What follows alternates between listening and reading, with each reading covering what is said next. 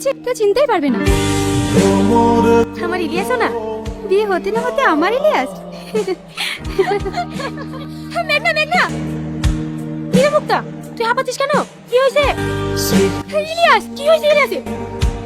কি চুপ করে থাকলি যে? ও কি হয়েছে? ইলিয়াসকে খুঁজে পাওয়া যাচ্ছে না। কে তুই? আমাকে কেন বেঁধে রেখেছিস? বল, কে তুই?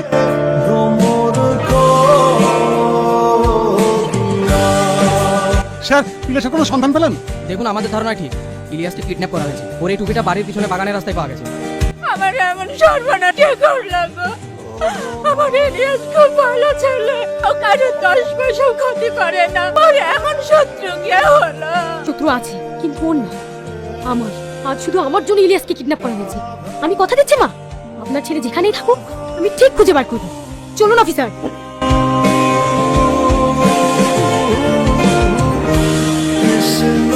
এই ওঠ। কি ব্যাপার ম্যাডাম, আমাকে ধরছেন কেন? তুই বুঝতে পারছিস না কেন তোকে ধরছি? বল ইলিয়াসকে কোথায় রেখেছিস? ইলিয়াস?